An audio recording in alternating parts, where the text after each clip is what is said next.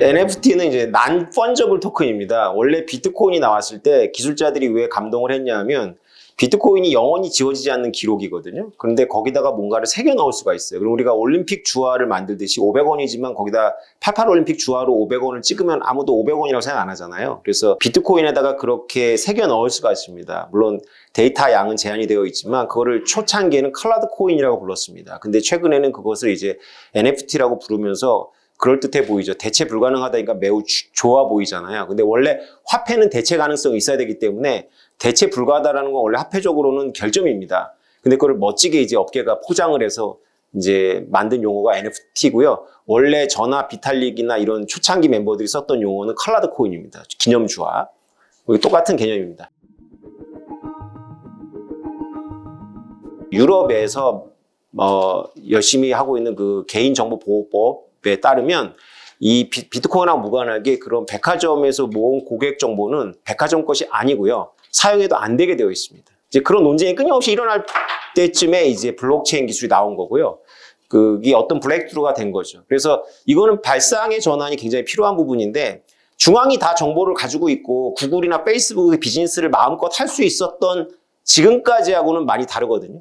그냥 그걸 못하게 하고 있잖아요, 지금 유럽에서. 블록체인으로 정보를 넣는 것은 어떤 의미가 있냐. 이제 저는 유전자 회사를 다녔으니까 유전체 정보라는 게 너무나 민감 정보인데 이걸 전부 다 규제하고 있는데 내가 어디서 유전자 검사를 해서 그 서버를 그 유전자 회사가 갖고 있다. 그래서 데이터를 모으는 거다. 그래서 구글도 투자하고 그러지 않았습니까? 근데 그거를 다 모아놨지만 그 사용한 불법이거든요. 유전자 회사들은 이제 그걸 깨달았습니다. 그래서 우리가 모으지 않아. 우리는 그냥 너를 대신해서 관리를 해주는 거고 사용권은 너한테 있어. 그리고 매번 사용할 때마다 너의 허락을 받을 거야. 그리고 너한테 그냥 허락받지 않고 너한테 보상을 줄게. 그걸 일일이 마서 뭐 주는 것보다는 그냥 포인트로 줄게. 그게 이제 토큰이거든요. 네, 그런 것들이 이제 일체화돼서 이제 이런 방향으로 가는 거라서 아까랑 똑같습니다. 대한항공 입장에서는 마일리지 포인트 다 이용하지 않고 버리는 게 좋지만 단기적으로 그런 거죠.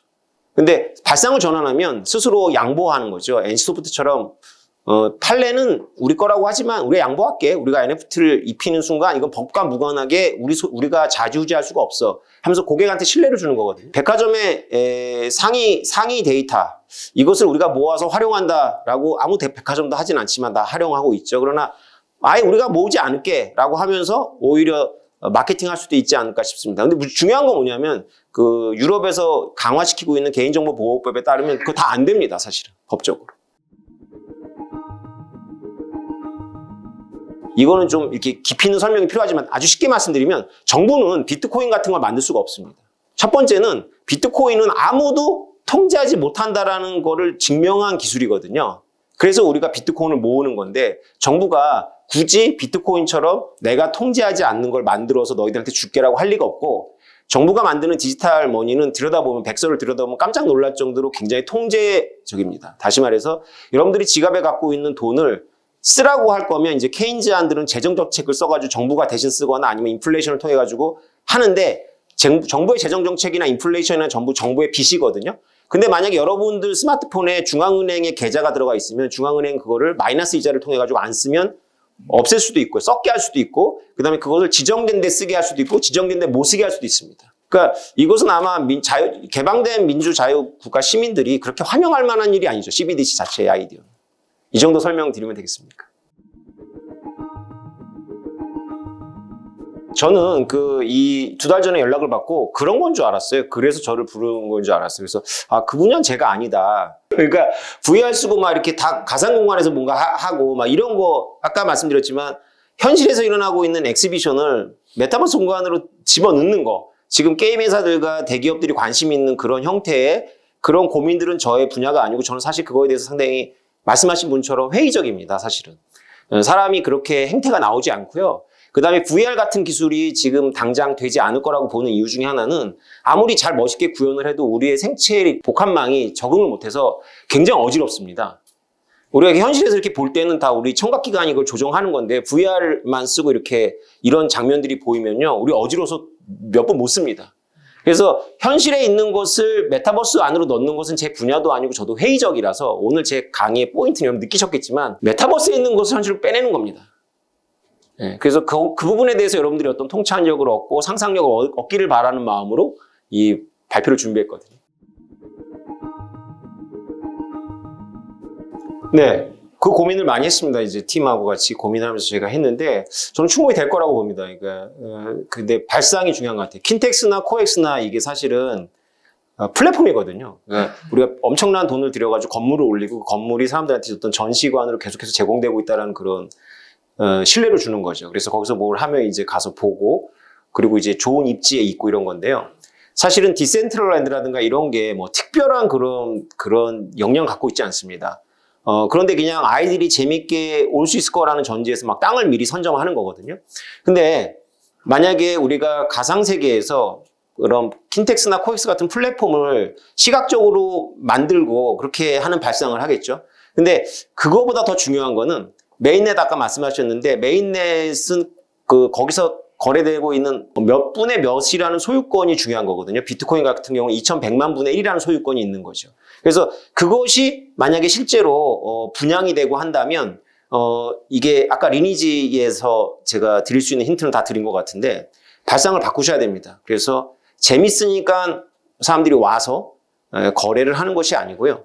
자신의 이해가 연결됐기 때문에 거기에 락인되고 그것이 재밌어지는 겁니다. 충분히 할 수 있습니다. 왜냐하면 여기는 업계를 대표하시는 분들이고 그리고 정부하고도 연결되어 있기 때문에 어느 정도 배타적인 그런 브랜드를 만들 수 있거든요. 그래서 여기서 먼저 생태계를 만들면 제 느낌에는 그 코인은 가치를 갖습니다. 그리고 코인은 바로 우리가 킨텍스나 코엑스라는 구체적인 건물의 어떤 일부의 지분을 내가 갖는다는 기분처럼 그렇게 노드 참여자들이 참여를 할 거예요. 저는 못하죠. 제가 뭐 나중에 10년 후에 전시 플랫폼으로 쓰는 생태계를 지금 제가 제안합니다. 아무도 관심이 없을 거예요. 근데 여기 모이신 분들은 할 수 있을 것 같은데요.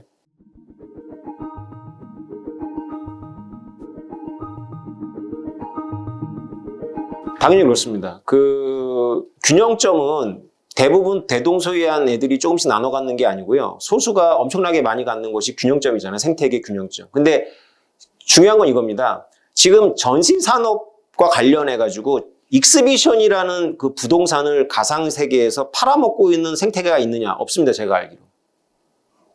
이건 국경도 없는 거잖아요. 먼저 하세요. 대한민국에서. 하시면 됩니다. 네. 저를 믿으시면 돼요. 저 어깨에 8년에 있었잖아요. 이거 됩니다. 네, 되는 거예요. 여기 계신 분들이기 때문에 되는 겁니다.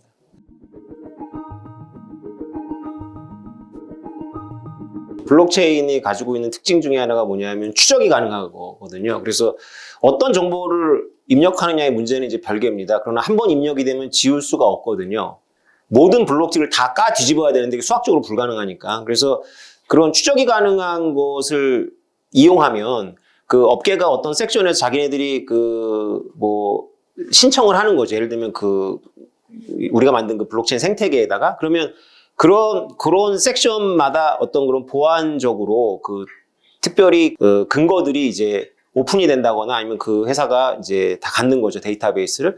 그래서 일반적인 익명 아이디를 가지고 오신 분들은 그 세션에 참여를 못 한다거나 아니면 자기가 소속이 확실한 분들만 참여를 해서 보면 나중에 이제 그런 회사들은 특허를 신청한다거나 했을 때 원천적으로 차단한다거나 분쟁을 조기에 해결할 수가 있겠죠. 그러나 이제 오해하면 안 되는 게 블록체인이 무슨 AI 기술은 아니거든요.